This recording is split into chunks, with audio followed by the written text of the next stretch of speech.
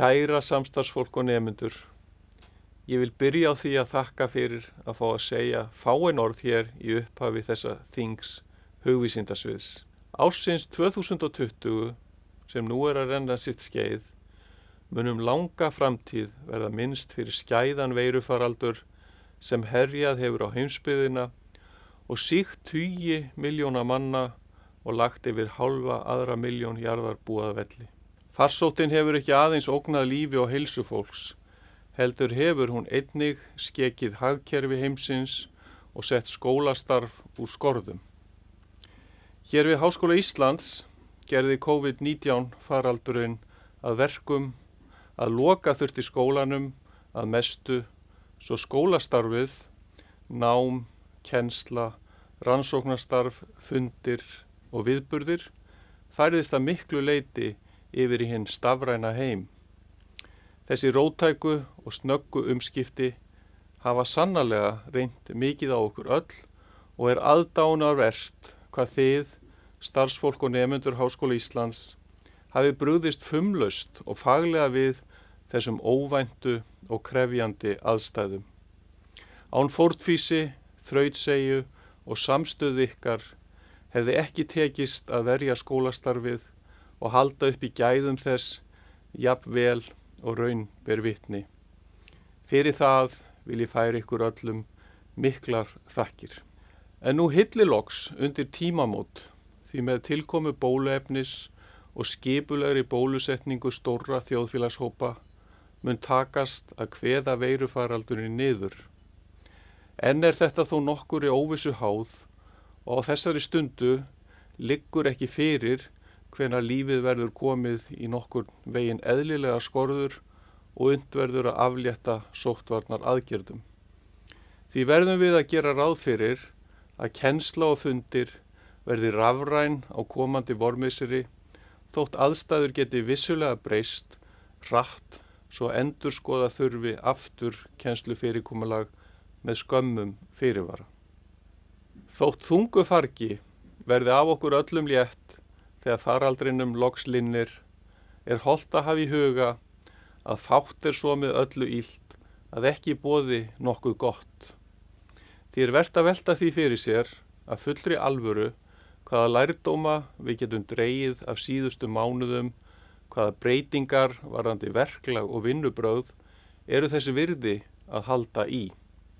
Þetta leiðir mig að því að Háskóli Íslands stendur einnig á öðrum tímamótum því þessar mundir er undir minni stjórn verið að leggja drög að nýrri framtíðarstefnu skólans til næstu 5 ára. Sú vinna er enn skammt á veg komin en í tengslum við hana munum við meðal annars velta fyrir okkur spurningum sem þessum. Góðir þingfulltrúar, Háskóli Íslands er ekki aðeins æðsta menntastofnun íslensku þjóðarinnar, heldur jafnframt alþjóðlegur rannsóknarháskóli í miklu erlendu samstarfi og hann stendur einnig á tímamótum hvað þetta varðar. Fyrr á þessu ári bárust þau ánægjulegu tíðindi að Háskóli Íslands ásamt 8 öðrum evrópskum háskólum hefði hlotið veglegan styrk úr samstarfsáætlun sem ber heitið European Universities eða Evrópskir háskólar og miðar meðal annars að því að styrkja samkeppnisstöðu evrópskra háskóla með því að fá þá til að vinna þéttar saman á fjölmörgum sviðum og mynda bandalög. Bandalagið sem Háskóli Íslands hefur nú gerst aðili að hefur hlotið heitið Aurora Alliance eða Norðurljósa bandalagið og eru samstarfsháskólarnir í Danmörku, Englandi, Þýskalandi, Hollandi, Austurríki, Ítalíu, Tékklandi og á Spáni. Norðurljósabandalagið byggir á samstarfsneti þar sem Háskóli Íslands hefur tekið leiðandi stöðu og var ég fyrir skömmu kjörinn forseti þess til næstu 2 ára. Ég er sannfærður að þetta nýja Norðurljósabandalag mun bjóða upp á gríðarlega spennandi tækifæri fyrir Háskóla Íslands, þótt á þessari stundu sé of snemmt að úttala sig það hvernig samstarfið eigi eftir að þróast í einstökum atriðum. Kæra samstarfsfólk og nemendur, hugvísindasvið stendur einnig á tímamótum því eins og kunnugt mun Guðmundur Hálfdanarson, forseti sviðsins, senn láta af því starfi og nýr forseti taka við.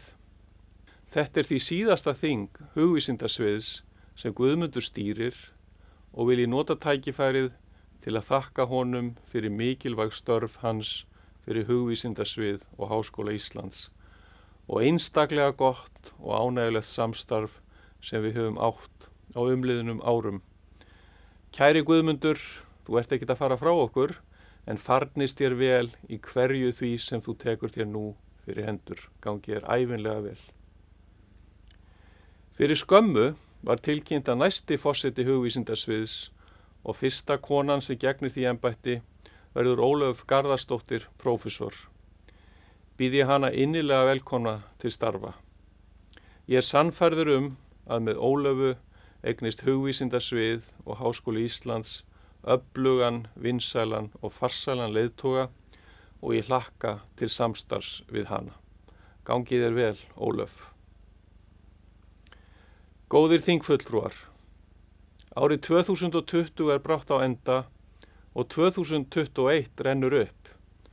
Við bindum ekki aðeins þá von við nýja árið að lífið fari smám saman aftur í eðlilegan farveg, heldur það einnig afmælisár því að þá verða liðin 110 ár frá stofnun Háskóla Íslands. Þegar háskólinn var stofnaður árið 1911 skiptist hann í 4 deildir og voru 2 þeirra á sviði hugvísinda, guðfræðideild og heimspekideild. En hugvísindin ekki aðeins 2 af elstu deildum háskólans, heldur eiga þau einnig framtíðina fyrir sér og ég sannfærður að erindi þeirra við samtíman hafi aldrei verið meira en einmitt nú. Það einnig ánægjulegt að starfsaðstaða fyrir hugvísindin þessi misserinn að taka miklum og hröðum framförum og þess skemmst að minnast að nýjasta bygging Háskóla Íslands, Veröld hús Vigdísar, þar sem mála- og menningadeild hefur aðsetur, var tekin í notkun mitt ár 2017. Og það eru spennandi tímar framundan því nýtt hús íslenskunar sem meðal annars mun hýsa íslenskuna í íslensk- og menningadeild óðum að taka á sig mynd og áformað að taka það í notkun árið 2023. Þetta eru spennandi tímar. Góðir þingfulltrúar, ég vona þið fróðlegt og ánægjulegt þing hugvísindasviðs í vændum og vil ég ljúka máli mínu á að óska ykkur öllum friðsælla og gleðilegra jóla. Kærar þakkir.